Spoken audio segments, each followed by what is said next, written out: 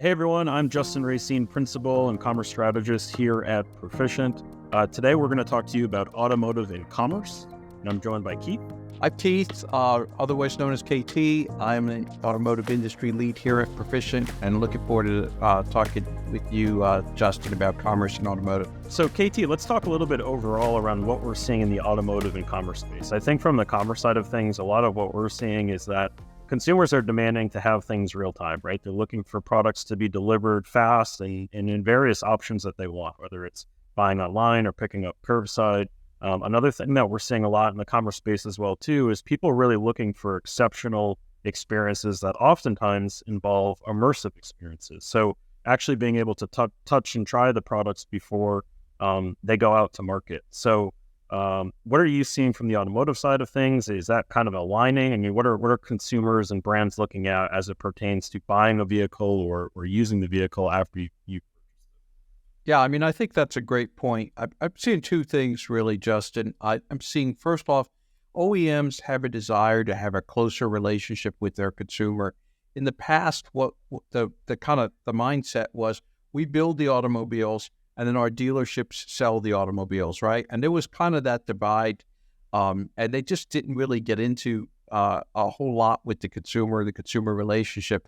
But the world has changed, right? And consumers have very specific preferences of what they want in terms of their commerce, in terms of their experiences, right? So automotive almost was a throwback, right? Where you'd have to go to the dealership, spend 4 hours doing paperwork, being harassed by salespeople that were trying to sell you different things. And that's not really what today's consumer wants. So the whole transition to EVs has really allowed OEMs to kind of reset that commerce experience, to be able to do some of the buying functionality online, which is what consumers really want. They want to do more online. They want to do it in their own time. And so today, when heritage OEMs, those that are selling both ICE and EVs, are literally changing the whole buying process with EVs. So they're saying this is an opportunity for us to reset and more align with consumer expectations from a commerce perspective.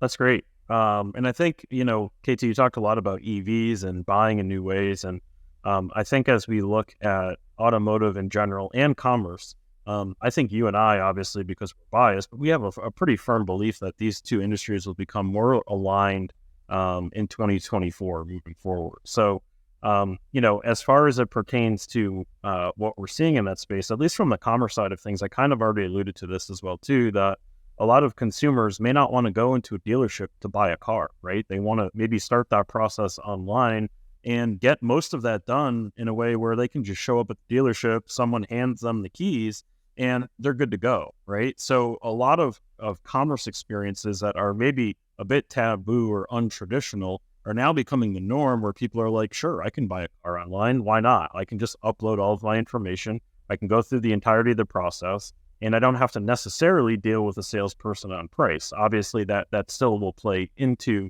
the buying process, but maybe some people just feel uncomfortable putting themselves in that situation in a dealership where they're having the back and forth. And this removes that barrier to where people can purchase a vehicle within the channel that they see fit. And how are you seeing in the automotive side of things? Is that a big trend? Is that something that you're seeing that consumers are looking for more autonomy and the ability to self-serve versus relying on an actual person?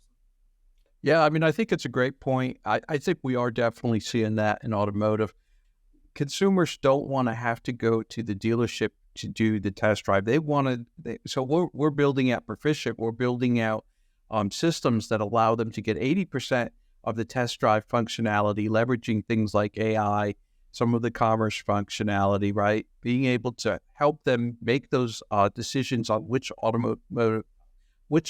trim level an automotive vehicle is best for them, their families, and then they just have to go in for that last 20%, which is the actual test drive, maybe sitting in the vehicle, that sort of thing. So we are definitely seeing that, and it's funny. One of the groups we're working with, the dealers actually came to us and said, "Hey, our consumers don't want to come in and do all of the paperwork at the dealership, and we need to make it easier for them to buy things online. So we created an app, a financial app that allowed them to do most of the functionality within that app, and then they just took delivery at the dealership. So that's absolutely a trend. I think commerce and automotive is really they're really working together, right, to address the consumer preferences. I think it's really being driven by the consumer, in my opinion.